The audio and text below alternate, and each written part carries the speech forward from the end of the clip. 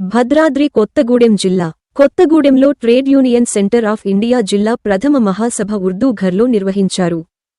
మహాసభ సందర్భంగా కేంద్ర ప్రభుత్వ కార్మిక వ్యతిరేక విధానాలపై పోరాటమే లక్ష్యంగా పట్టణంలో కార్మిక ప్రదర్శన నిర్వహించారు. ఈ సందర్భంగా ఇల్లందు మాజీ శాసనసభ్యులు మాస్ లైన్ రాష్ట్ర నాయకులు గుమ్మడి నరసయ్య మాట్లాడుతూ టీయూసీఐ కార్మిక సంఘం జిల్లా ప్రథమ మహాసభ సందర్భంగా వివిధ కార్మిక రంగాలకు సంబంధించిన కార్మికులు సభను నిర్వహించుకుంటున్నారని, మహాసభలో కార్మిక పోరాట రూపకల్పనలు, హక్కులను సాధించుకునేందుకు కావలసిన పద్ధతులను మహాసభలో రూపకల్పన చేసుకోవాలని కోరారు. సిపిఎంఎల్ మాస్ లైన్ కార్మిక సంఘానికి ఎప్పుడూ అండదండగా ఉంటుందని, కార్మిక సంఘాలు చేసే పోరాటాలన్నింటికీ మాస్ లైన్ మద్దతు ఇస్తుందని తెలిపారు. కార్మికులు వారి సంఘాలు వ్యవస్థలో జరుగుతున్నటువంటి రుగ్మతలను ఎదుర్కొంటూ ముందుకు సాగాలని కోరుకుంటున్నట్లు తెలిపారు. భారతదేశాన్ని పరిపాలిస్తున్న పాలకులు ఓట్ల కోసం ఒక మాట అధికారంలోకి వచ్చిన తర్వాత ఒక మాట మాట్లాడుతూ కార్మికులపై పెత్తనం చలాయిస్తున్నారని విమర్శించారు. కార్మికులకు ప్రభుత్వం ఇచ్చిన హామీలను ఆచరిస్తున్నారా, అమలు చేస్తున్నారా ఆలోచిస్తే కనుచూపు మేరలో ఎక్కడ అమలు కావడం లేదని తీవ్రంగా విమర్శించారు. కేంద్రంలోని మోడీ ప్రభుత్వం, ఇక్కడ ఉన్నటువంటి రేవంత్ రెడ్డి ప్రభుత్వం గాని, అంతకు ముందున్న పాలకులు కేసీఆర్ రాష్ట్రాన్ని సాధించినందుకు ఎంతో పోరాటం చేశానని చెప్పుకున్నాడు తప్ప ఆయనకు సహకరించిన, పోరాటానికి మద్దతు ఇచ్చి నడిపించిన ప్రజలను కాని నమ్మి ఓట్లు వేసిన ప్రజలను కాని అధికారం ఇచ్చినటువంటి కార్మిక రంగానికి కాని ఎటువంటి లాభాలు కాని మేలు కాని చేసిందేమీ లేదని విమర్శించారు. ప్రజల ఇచ్చిన హామీలను ఎలా ముందుకు తీసుకువెళ్లాలి అని ప్రభుత్వాలు ఆలోచన చేయాలని, కార్మిక హక్కుల కోసం టీయూసీఐ ముందుకు సాగాలని ఆకాంక్షించారు. సూర్యం టీయూసీఐ రాష్ట్ర ప్రధాన కార్యదర్శి. ప్రపంచంలో శ్రమే సంపదకు మూలం. తాజ్మహల్ కట్టించిన వారిది కాదు చరిత్ర, తాజ్మహల్కు రాళ్ళెత్తిన వాళ్ళది రాయాలే చరిత్ర అన్నాడు శ్రీశ్రీ. శ్రమ లేనిది ప్రపంచం లేదు, శ్రమజీవులు లేనిది ప్రపంచం లేదు.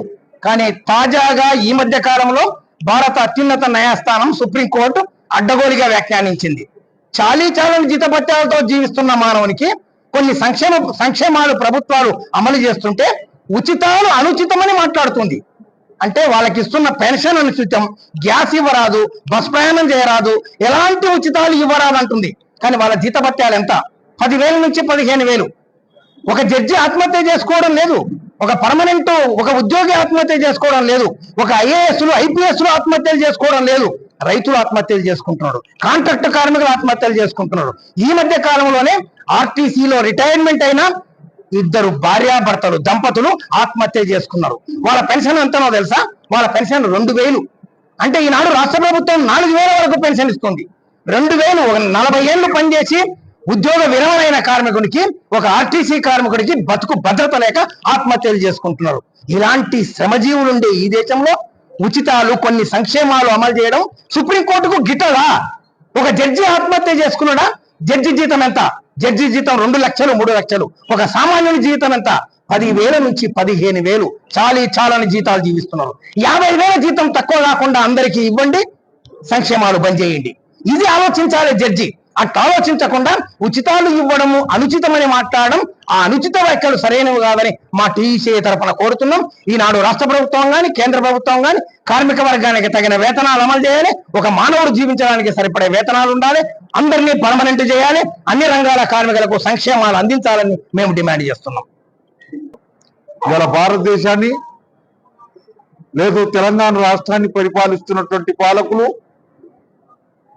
వాళ్ళ దగ్గర నుంచి ఓట్లు తీసుకునేనాడు ఒక మాట, ఓట్లు తీసుకొని వాళ్ళ అమూల్యమైనటువంటి తోటి అధికారంలోకి వచ్చినటువంటి వాళ్ళు ఇలా వాళ్ళ నెత్తిన భస్మాసురహస్తంలా వాళ్ళ పెత్తనాన్ని చలాయిస్తున్నారు. ఎవరికన్నా వాళ్ళ ఇచ్చినటువంటి హామీలు కానీ, వాళ్ళు చెప్పినటువంటి మాటలు కానీ ఆచరిస్తున్నారా, అమలు చేస్తున్నారా అనే దానికి వస్తే కనుసూపు మేరలో ఎక్కడ వాళ్ళ మాటలకి గోప్యత లేదు.